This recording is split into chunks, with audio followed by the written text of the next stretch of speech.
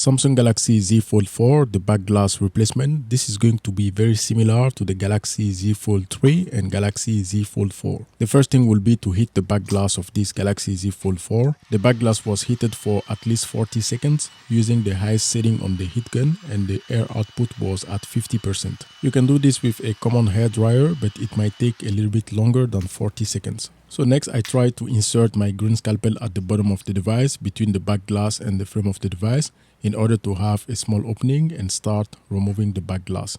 I did this because the back glass is broken and using a suction cup wouldn't work on this Galaxy Z Fold 4. Inserting a blade at the bottom of the device, you need to be careful not to leave any scratch on the bottom of the smartphone. I then inserted the guitar pick and started moving right and left at the bottom of the device in order to separate that portion completely out of the frame. So after completing the bottom of the device, I'm going to hit the right side of this Galaxy Z Fold 4 and then use the guitar pick in order to detach the back glass from that side. One thing to be careful is to not insert the guitar pick far inside, especially on the right side of this Galaxy Z Fold 4, because there is a flex cable at the bottom of the device which goes all the way up.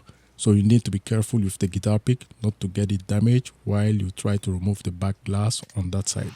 So while moving the guitar pick around, whenever it got difficult, I heated the portion of the device where I need to work next. I used the same setting that was on the heat gun earlier, and I heated the device for less than 20 seconds. After I went through the bottom, the right side, the top and the left side, it is time to remove the broken back glass out of this Galaxy Z Fold 4. With the double-sided tape that Samsung used, after going through all four corners, you simply need to pull the back glass, the broken back glass, and it is going to be out of the device. So with this one, all the double-sided tape has been removed and are still attached to the broken back glass. So this is good news. We are not going to do the cleaning on the inside of the device. So for the next step, you need to make sure that you look carefully at the old back cover and make sure that there is nothing left on that old back cover that needs to be transferred onto the new one. So on mine, I just need to remove this small plastic that is on the top of the ultra-wide camera, and after I remove that, I need to transfer that small piece of component onto the new back cover.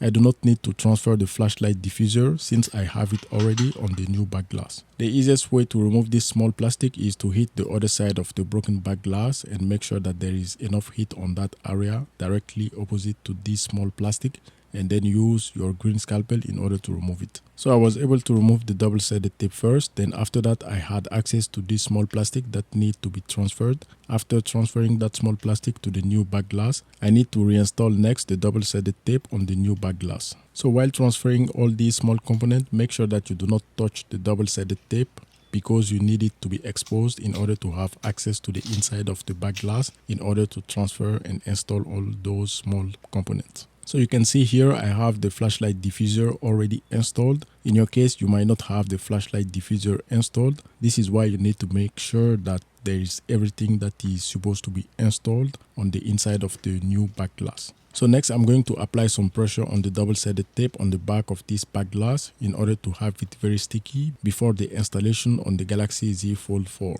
I applied pressure on the back glass on the double-sided tape for less than 2 minutes, and after that, it is ready for installation. Next, I'm going to remove the green plastic protecting the double-sided tape, and here, make sure that you do not touch the double-sided tape with your finger. Then you need to remove the plastic protecting all the camera lenses on the back glass. Right after that, you need to blow some air on the camera lenses, then you blow some air on the camera modules before you do the installation. So for this one, you can simply do the installation without B7000, but for me, I'm going to add a small layer of B7000 on top of the double-sided tape. Then after that, you need to align the back glass with the frame of the device. Then you need to apply some pressure on the top and at the bottom. Make sure that everything is sitting right. Then you keep applying some pressure on the top, bottom, and on the sides. So right after this, I need to test the cameras to make sure that everything is in focus. I do not have any issues after the installation of the new back glass. If you did have some issues with your cameras, make sure that you test the cameras before you do the installation of the back glass to make sure that everything is working without the back glass. Then you can do the installation of the back glass. If you still have issues with the cameras, you need to isolate the camera that is not working, and then next time you're going to replace that camera that is not working.